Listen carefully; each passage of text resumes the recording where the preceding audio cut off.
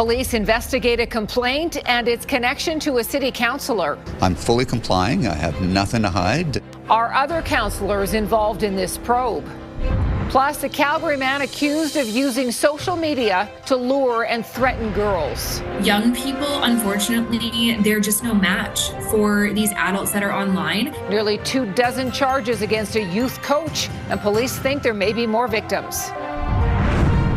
And more Alberta seniors feeling house poor. There needs to be repairs, there need to be upkeep, and what's happening here is essentially a domino effect. What should be their nest egg is increasingly a stone around their neck. CTV Calgary, local breaking news with Tara Nelson. Hello and thank you for joining us. We begin with a developing story tonight. At least one city councillor and a former councillor are connected to a federal RCMP investigation. As part of the probe, the Mounties executed a search warrant at councillor Andre Chabot's home last week and former councillor Sean Chew's property. However, it remains unclear what the investigation is about. Tyson Fedor reports. As Ward 10 councillor Andre Chabot left council chambers for lunch Tuesday, he was asked about why RCMP seized his work and personal cell phones. I have no idea what the investigation's about. I had no idea why they had to do a warrant. I was more than happy to have given them my phones if they had just asked. But instead of asking, Mounties showed up to his home executing a search warrant last Thursday. It's all part of an investigation being conducted by the RCMP's Federal Policing Northwest Region Department. But it's unclear what it's all about. One criminologist says the RCMP must have reasonable grounds that a criminal code infraction took place. It can't be a fishing expedition, can't be suspicion. It has to be based on some kind of information that the police are going to be doing a search to confirm. Chabot's lawyer says he does not know what the focus of the case is. Until I see facts, there's nothing I'm going to say or can say. For anyone in politics, something like this is a concern, but he's cooperating and he has nothing to hide. Calgary police will say it received a complaint in October of last year during the municipal election campaign and referred the file to RCMP, but Mounties did not answer questions about the probe or what the search warrant contained. A search warrant can lead to nothing. A search warrant can lead to something, but a search warrant can also lead to the exoneration of the individual being searched. Mayor Jeremy Farkas says he was only made aware of the investigation on Tuesday. I've not been contacted by the police, and because this involves an ongoing investigation with potential legal implications, I have no further comment. And Tyson joins us from City Hall tonight. Tyson, former councillor Sean Chew is also involved with this complaint. Terry, he most certainly is, as a search warrant was also executed at his home last week. A cell phone was seized. According to his lawyer, he says that Chew is respecting the legal process and is cooperating with this investigation, is hoping for a swift conclusion to it moving forward. At this time, Tara, no charges have been laid in this investigation. Okay, Tyson, thank you. A Calgary man has been charged with child luring, along with several related sexual offences involving 3 young girls. The 23-year-old man, who is also a girls' minor hockey coach, is facing a total of 21 charges, and police think there may be more victims. Tyler Barrow reports. Alberta Law Enforcement Response Team's Internet Child Exploitation Unit has charged 23-year-old Malik Buccini Small with child luring, invitation to sexual touching, and extortion. The investigation began in November after 3 girls came forward. We've conducted a complex investigation into the activities of an individual who has been identified as luring and sexually engaging with children online. Police say 3 alleged victims from Morinville and Red Deer range in age from 7 to 15. The girls said they faced demands and threats for sexual content on social media applications. Police say multiple social media platforms and various usernames including Iggy Pop, Wakanda Forever, MJ, and 007 were used. When you look at the challenges of everybody's usernames or their chat names, some of those that we've provided to you, it's difficult to discern from a glance as to who these people represent. In one instance, the victim felt so threatened and in danger that she called 911 instead of going to her parents. The Canadian Centre for Child Protection says luring youth on social media platforms is not hard. These are starting out on platforms like Instagram and Snapchat, and where their adults are really allowed to intersect with young people with no guardrails. Since 2020, the centre has received nearly 14,500 sextortion reports. It is advocating for better regulation and guardrails to help protect youth. The public is becoming aware that these individuals that are harming children online can come from any walk of life. Police say Buccini Small was involved in youth sports when he was arrested. He was listed as a girls minor hockey coach on the U18 Calgary Raiders Hockey Club website, but his name has now been removed. Hockey Calgary did not respond to our request for a comment. It's unclear if athletes were targeted, but investigators say digital evidence points to other victims. Police are asking anyone who could have been targeted by one of these names to come forward. Tyler Barrow, CTV News, Calgary. And Buccini Small is expected in court on March 24th. Alberta is looking to expand its laws to allow people to sue if others spread non-consensual intimate audio and deepfake content about them. Other provinces have made the move, and advocates say Alberta is lagging behind. Jacqueline Wilson is covering the story for us. Jackie, when are these changes going to be made?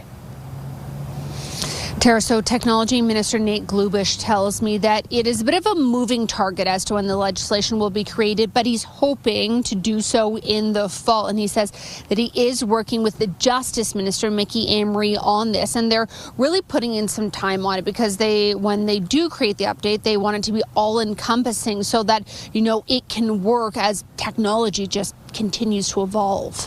It can be hard to trust what you see online now as the line between what is artificial intelligence and what is real becomes more difficult to determine.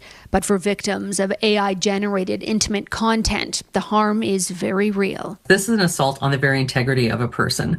This is very much a sexual assault in our eyes, and this is trauma-inducing. So this has lasting psychological impacts on people if they don't get intervention and support at the right time. The province is looking to expand the types of content covered under its legislation to include audio recordings and deepfakes. The existing law, passed in 2017, lets victims of non-consensual sharing of intimate images sue for damages and seek injunctions to prevent further distribution. But it's limited to pictures and videos of people who are nude, partially nude, or engage in sexual activity. Deepfake technology can be used in very harmful ways, and we want to make sure we're protecting Albertans from those abuses. Christine Cassie has been calling on the province to make these changes for years. Still, she thinks the update needs to go even further. We need to cover who the wrongdoers are, because it's original creators, but it's also those that may knowingly and recklessly share or amplify these images out in the public or these voices out in the public. People who threaten to share, because that, again, is a threat that hangs over someone,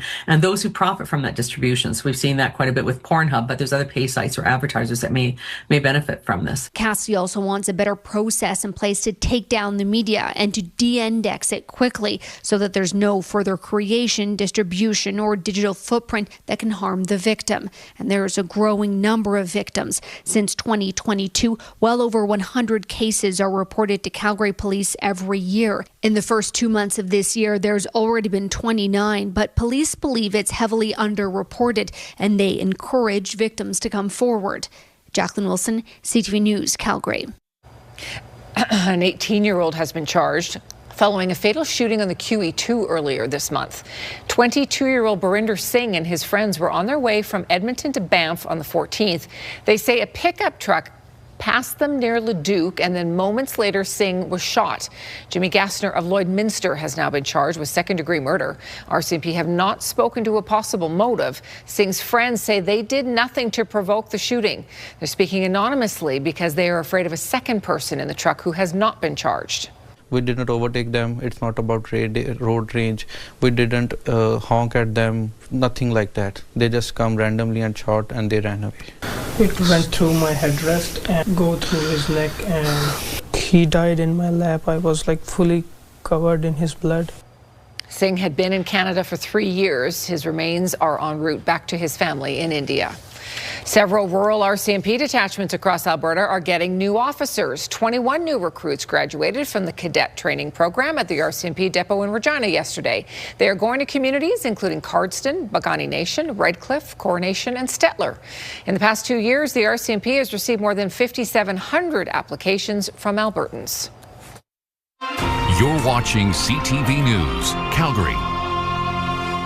Calgary has climbed back into the red when it comes to water use. Yesterday, we used 506 million litres. That's above the safe threshold of 500 million.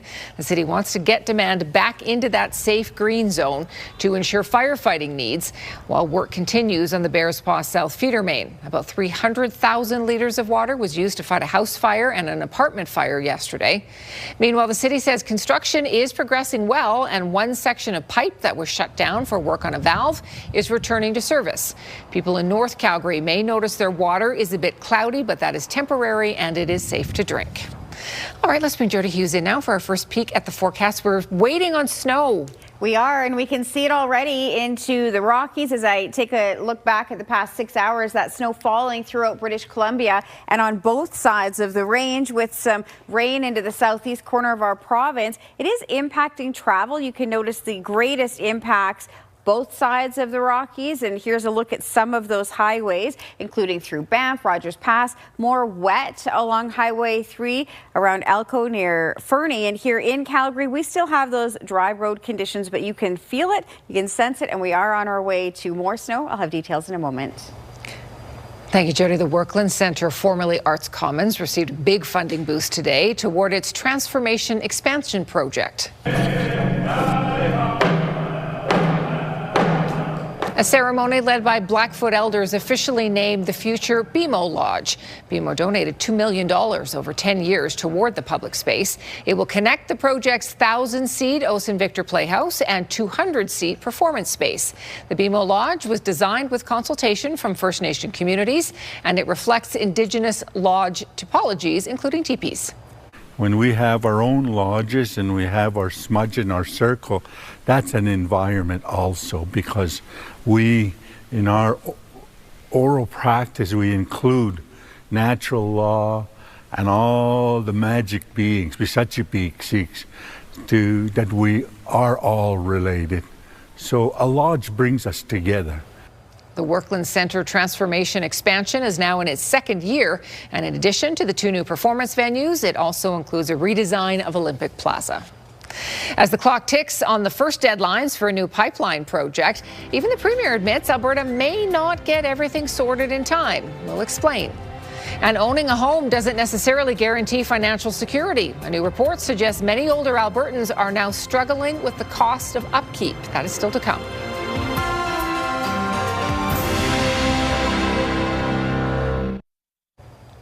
Alberta and Ottawa are barreling toward the first set of deadlines included in the pipeline-centered Memorandum of Understanding signed last year.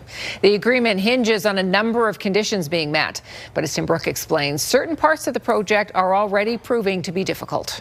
The deal struck between Ottawa and Edmonton included 4 deadlines that needed to be reached by April 1st, and the clock is ticking. We are in intense discussions right now. I was talking with Premier Smith yesterday. I am confident we share a goal. But the Premier is now saying 2 items on the to-do list may not be completed in time. Finalizing changes to industrial carbon pricing and the development of the Pathways Carbon Capture project have proved especially difficult. We want what's right for our people. And if we get what's right for our people, we will get what's right for the farmers needed to grow their food and for the ranchers to make sure that we have a healthy beef stock. And now a coalition of rural, Indigenous and farming communities is opposing the Pathways project. There is concern about a proposed CO2 pipeline and its environmental impact. Live next to those oil and gas companies. They are not good neighbors. Ahead of any development, the coalition wants Ottawa to conduct a comprehensive impact assessment. There will be plenty of opportunities for them to consult and us to hear that this is safe. This is not the first red flag Indigenous groups have raised with the MOU, but the province insists there is some support. Certainly I don't want to talk about conversations that I've had with Indigenous communities that are off the record. There is support. The business community is in favor of the move, and as war in the Middle East highlights the stability of Alberta energy, Many are hoping the April 1st deadlines are the only parts of this project that are behind. Port of Vancouver is the only safe place for transit for heavy sour crudes right now to Asia, because they can't go through the Strait of Hormuz. And so when you look at it in that context, all of a sudden it sort of increases the imperative. The province says it's still on track to submit a pipeline application by June. Tim Brook, CTV News, Calgary. The coalition that opposes the carbon pipeline will be hosting a series of town halls in impacted communities to organize neighbours. Canada's Justice Minister says he doesn't plan to change how judges are appointed. 4 premiers have now signed a letter asking for provinces to be more involved in the process. Since January, Alberta Premier Daniel Smith has been pushing for a say on future appointments to Alberta's Court of King's Bench, the Alberta Court of Appeal and the Supreme Court of Canada. Today, Smith posted a letter on the issue signed by herself, Saskatchewan Premier Scott Moe, Ontario Premier Doug Ford, and Quebec Premier François Legault. The letter calls for provincial input on the appointments, saying we need to act toward lasting reforms that will serve to reinforce the confidence of all Canadians in our judiciary. Federal Justice Minister Sean Fraser says there is already a way for provinces to have a say in the process. We welcome provincial government's participation in that process and proactively reach out after we receive recommendations through the Judicial Advisory Committees to test with our provincial counterparts whether they've got information about the reputation of the people we're considering. I found that to be very informative. We've had a lot of positive feedback from a range of different, from every province, frankly, when it comes to the appointments that we have made. Each province and territory has a judicial advisory committee made up of people within the legal profession and the general public. This is CTV News, Calgary. Let's bring Jody back in now. We're awaiting some snow, so how much? Well, here in Calgary, about 2 to 4 centimeters, but there is a lot of snow forecast for areas west of our city, and that has enhanced the avalanche risk, with some areas now showing a high rating. And we'll talk more about that. -3 is our current temperature. The forecast high was 2. That's a bit misleading because we hit that right as we were crossing over from midnight. The normal daytime high about 6. When we look at that precipitation, already seeing a decent amount that's been falling from the Pacific Basin, crossing through southern British Columbia, and then bringing it over on our side of the Rockies, where we have some heavier wet snow around the capital region. We're looking at it on to the west of Calgary in the foothills, and then around Prince George as well. So they have some heavy wet snow, but also that wind coming in, and then some rain and a mixed precip in through the southeast. There are a number of weather warnings that have been issued from Environment and Climate Change Canada, including that yellow level warning for snowfall with 20 to 30 centimeters of snow expected with this prolonged snowfall event. And then winter storm warnings, yellow level in through BC as well. Some special weather statements, wind warnings. That's all going to create challenges for folks traveling, as you're going to see your conditions becoming poor. We have icy conditions anticipated, some poor visibility with that blowing snow.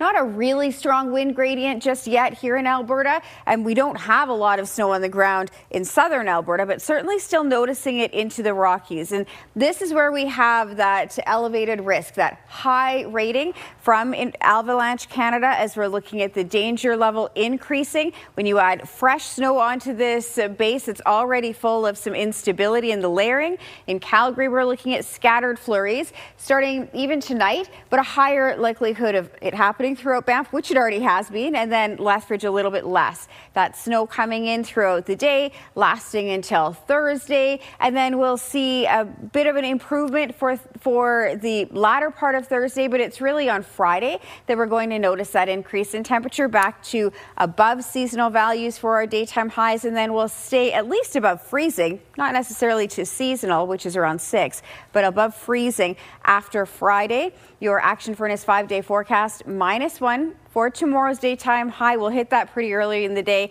-6 on Thursday, and then warming back up to 8 degrees for Friday with that snow falling here in Calgary, mostly on Wednesday. Well, because of all that, Avalanche Canada is warning of dangerous conditions in parts of the province after slides recently killed 4 people in BC. 3 skiers who were reportedly tourists from Switzerland were killed in an avalanche Sunday near Terrace. Another was killed in a separate avalanche along the BC-Alaska border. That skier was fully buried under snow, while another was partially buried and sustained only minor injuries. Parks Canada is releasing information on the wide scope of last week's avalanche control operation in Rogers Pass. More than 200 millimeters of precipitation fell on an already unstable snowpack. 271 artillery rounds and 15 remote explosives were used for controlled avalanches. More than 700 avalanches were detected, including 37 that were size 3 or 4.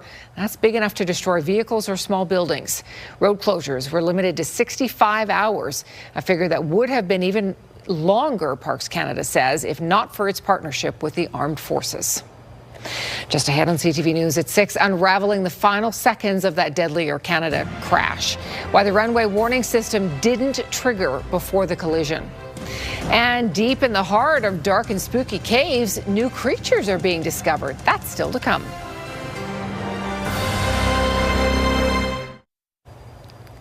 Investigators with the National Transportation Safety Board began their first full day of examination into that deadly Air Canada Express crash that killed 2 Canadian pilots and injured dozens of others. Among the questions being raised, why did the fire truck not have a transponder to trigger a warning system? CTV's Adrian Gabriel is at LaGuardia Airport in Queens. With the twisted, tangled wreckage of Air Canada Express Flight 8646 still strewn across LaGuardia Airport's runway 4, new details today on the tragic chain of events. The U.S. Port Authority fire truck that collided with the Air Canada Express passenger plane didn't have a tracking device on board to alert LaGuardia Airport's surface detection equipment of its location. You have to know where ground vehicles and aircraft are. So in this case, that vehicle did not have a transponder. We're also learning crucial details from the final moments recorded inside the cockpit as the Air Canada flight made its final descent. At 54 seconds, the flight crew acknowledged that the airplane was 500 feet above the ground and on a stable approach. At 25 seconds, Truck 1 requested to cross runway 4 at taxiway Delta. At 20 seconds, the tower cleared Truck 1 and company to cross runway 4. At 9 seconds, the tower instructed Truck 1 to stop. Stop, Truck 1, stop, Truck 1, stop, Truck 1, stop. At least 10 calls to stop went unanswered as air traffic control watched the scene unfold in real time. The impact claiming the life of pilot Antoine Foray, who grew up southwest of Montreal. Foray's brother Cedric sharing this childhood photo on Facebook while writing in part, "Have a good flight, my brother. Oh yes, we've heard the phrase often, but this time it will be the last. You left us again, too soon to say goodbye. I love you, my brother. You can leave with your head held high." At Seneca College campuses today, Canadian flags are at half-mast for co-pilot Mackenzie Gunther, who graduated with honors in aviation technology.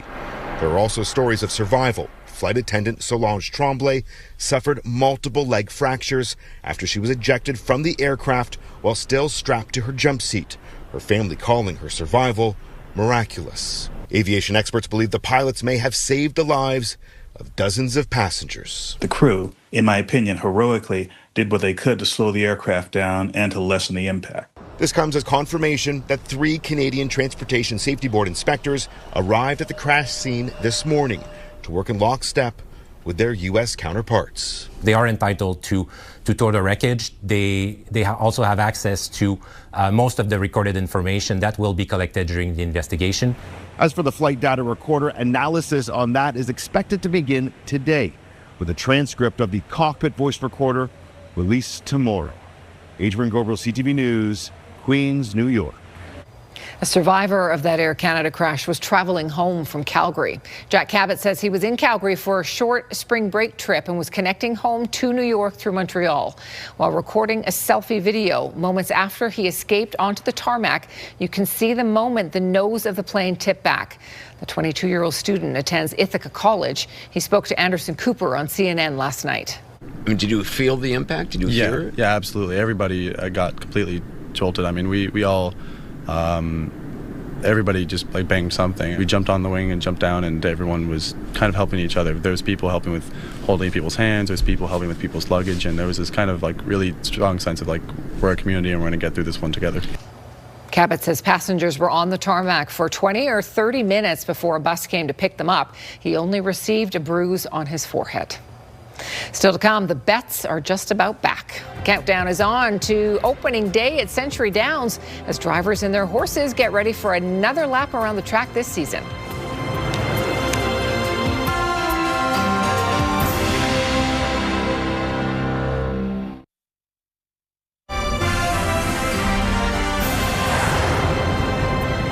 Back. The 2026 Standardbred harness racing season is set to kick off. Drivers and their horses were out on the track today at Century Downs, enduring that freezing wind, but they need that track time to get ready for the opening day, April 4th. Kevin Fleming has more.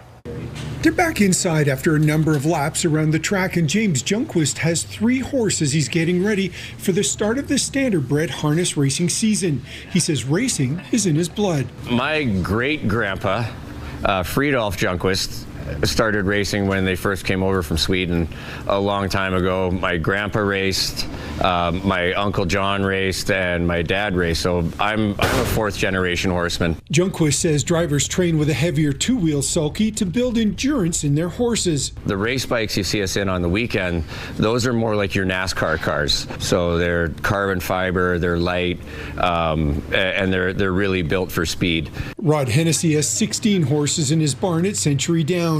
His top earner is a horse named Shark Week, whose lifetime earnings are more than $500,000. A good horse really wants to get out there and race. They love the competition themselves.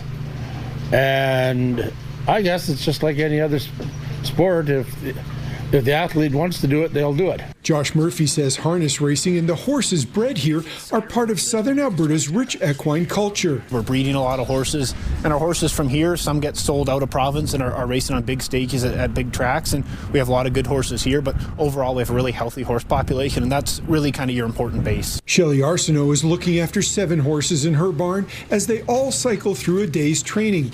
She says every one of them has their own personality, especially Nicotime. He's quite a character. He doesn't see, he's being a suck right now, but he doesn't like tractors.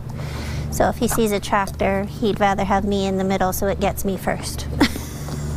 Century Downs has a variety of activities planned for people of all ages during this year's harness racing season. Kevin Fleming, CTV News, Calgary. And we've posted more information about the upcoming harness racing season on our website. Shark Week, I think, is the best horse's name I've ever heard. Yes. That's some good names, though, right? There's some good ones out there. For sure. Well, spring break is in full swing and many people are traveling. So we're kicking things off with a hotel that is both futuristic and prehistoric at the same time.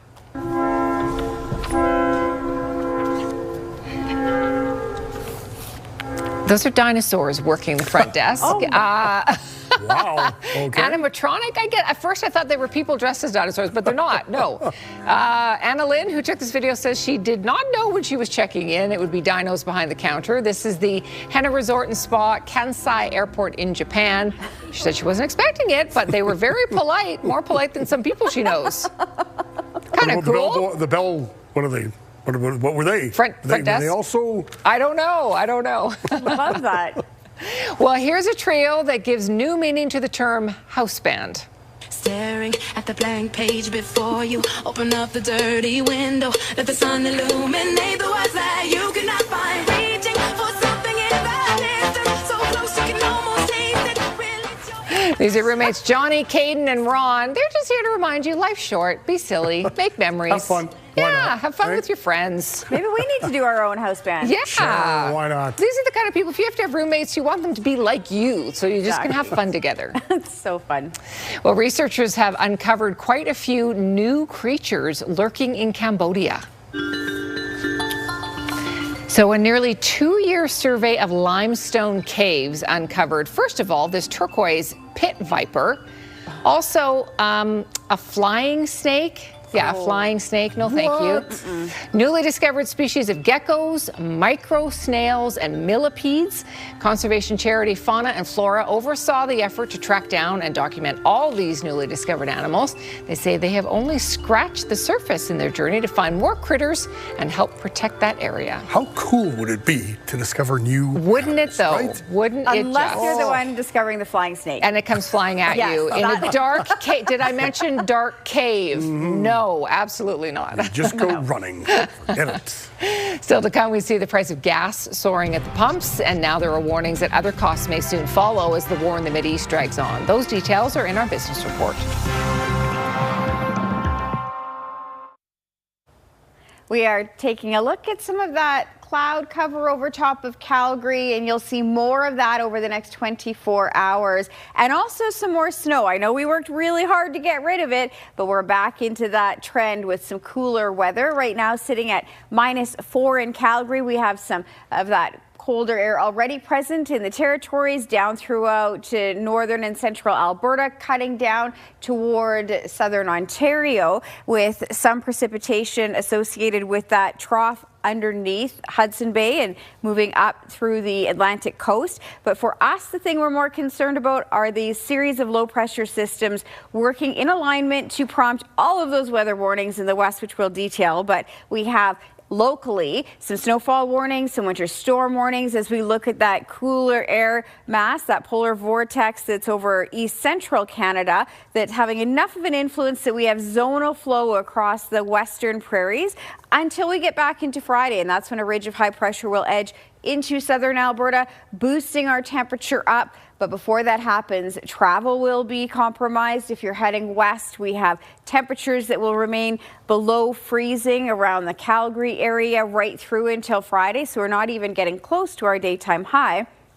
As we look at these temperatures around -6 by the morning, wind chill values making it feel like -12. Your 24-hour forecast brought to you by Action Furnace, fixed rate or it's free. Expect those flurries to show up intermittently tonight and overnight and continue tomorrow with an accumulation of about 2 to 4 centimeters. Thank you, Jody. RCMP are investigating at least one current and one former city councillor. Police got a warrant and seized Andre Chabot's cell phones, but Chabot says he has no idea what the Mounties are looking into. Former councillor Sean Chu also had a property searched. The provincial government wants to change the law to let people sue others for sharing fake intimate images created through artificial intelligence. Legislation would also cover audio recordings. And the assistant coach of a Calgary girls hockey team is charged with child luring. Police say his alleged victims are between the ages of 7 and 15. A jury in New Mexico ruled today that Meta knowingly harmed children's mental health and concealed what it knew about child sexual exploitation on its social media platforms. The landmark decision comes after nearly 7 weeks of trial. Jurors sided with prosecutors who argued that Meta, which owns Instagram, Facebook, and WhatsApp, prioritized profits over safety. Meta must pay $375 million in damages based on the number of violations. This case is among the first to reach trial in a wave of litigation involving social media platforms and their impacts on children. RCMP are warning about a phone scam after a 19-year-old from Airdrie was charged. Police say scammers are calling people, trying to convince them to upgrade their current device. Once the victim agrees, the transaction is done through their legitimate phone provider's online app. When the new phone arrives, the scammers call to say the incorrect device was sent and it must be returned. The address given is then for a fake return facility. RCMP say people should never make agreements when contacted by a company. Rather, call them back on a confirmed number. Owning a home may not guarantee financial security for seniors. That's according to a new report from the University of Calgary. As Kevin Green reports, many older Albertans say the cost of staying in their homes is becoming harder to manage. For decades, homeownership has been seen as a key milestone to a stable retirement, but a new survey shows for a lot of older Albertans, that's not the case. Over 1 in 3 Albertan older adults who own their own home outright indicated that they were worried about paying for financial upkeep. And about 1 in 6 even considered selling their own homes due to their financial need. At Unison's Kirby Center, CEO Larry Matheson says they see those pressures firsthand. It's not uncommon for us to hear people are making making decisions between buying the groceries they need and buying the medications they need. At a seniors tax clinic just outside Matheson's door, Alberto De Maio is contemplating his finances and how much it takes to maintain the condo he owns. I made it in order for me to be able to buy the place. But then afterwards, it's like a vehicle. If you don't do maintenance on it, the vehicle craps out very soon. De Maio says the rising cost of everything required for home ownership forces him to cut back, and researchers say he's not alone. What's happening here is essentially a domino effect. People are needing to pay more for food, for gas, for daily living. The Canadian Taxpayers Federation maintains property taxes are a big burden and says the upcoming boost to the province's education property tax will make it worse. Even for people who have paid off their homes, these double-digit property tax increases are unsustainable. A lot of folks are now worried about being able to afford just the property taxes alone. The U of C researchers say living on a fixed income while prices rise is squeezing many seniors, even those who appear financially secure on paper. Kevin Green, CTV News, Calgary. Agricultural land prices in Canada continued to climb last year, but some regions saw a larger increase than others. That's according to a new report by Farm Credit Canada. The value of Canadian farmland rose by an average of 9.3% in 2025. That increase was on par with 2024, but less than the 11.5% jump in 2023. Prairie provinces saw the biggest bumps last year, while British Columbia saw a decrease of nearly 2%. The Middle East conflict has already sparked the price of oil and gas. It spiked it, but it could lead to price hikes for many other products too. BNN Bloomberg's Marilla Fernandez has more.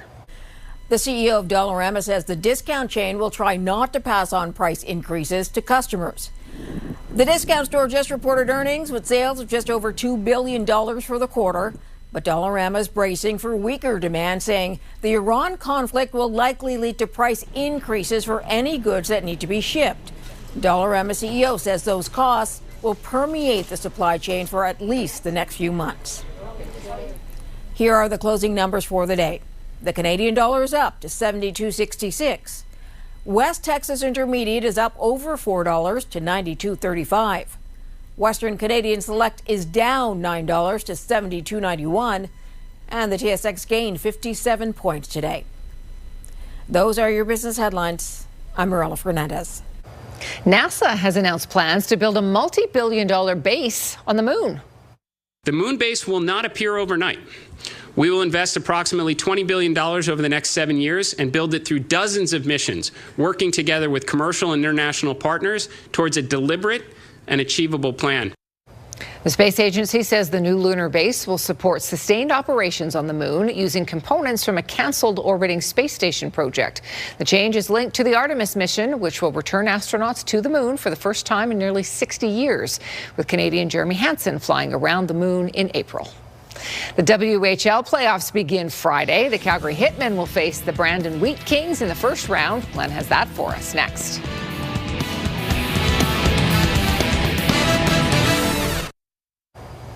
The Calgary Flames will try to make it 4 straight wins tonight. Glenn is back with us. Glenn, has been a pretty great homestand for the Flames so far. Tara, the Flames have played 3 games and they've won them all.